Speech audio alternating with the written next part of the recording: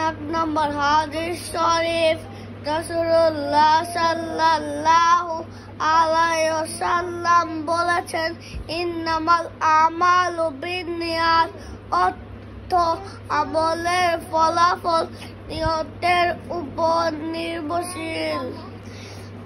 ২ নম্বর হাদিস শরীফ রাসূলুল্লাহ সাল্লাল্লাহু আলাইহি ওয়াসাল্লাম বলেছেন, কুল আমানতু বিল্লাহি ফাস্তাকিম। ২ নম্বর হাদিস শরীফের অর্থ, তুমি বলো আমি আল্লাহর উপর ঈমান আনলাম, অতঃপর এই ঈমানের উপর প্রতিষ্ঠিত থাকো। ৩ নম্বর হাদিস শরীফ রাসূলুল্লাহ সাল্লাল্লাহু আলাইহি ওয়াসাল্লাম বলেছেন, তলাবুল ইলমি ফারিজাতুন আলা কুল্লি মুসলিম। অর্থ ইলম বা জ্ঞান অর্জন করা প্রত্যেক মুসলমানের জন্য ফরজ।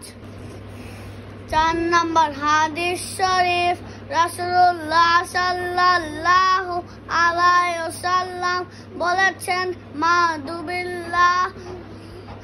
মাদুবিল্লাহু বিহিল খায়রাই ও ইয়াফাক্কিহু ফিদ্দীন।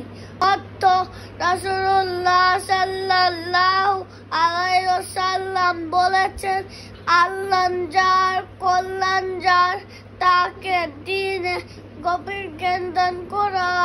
৫ নম্বর হাদিস শরীফ রাসূলুল্লাহ সাল্লাল্লাহু আলাইহি ওয়াসাল্লাম বলেছেন, আত-তাহুরু শাতরুল ঈমান, পবিত্রতা ঈমানের অঙ্গ।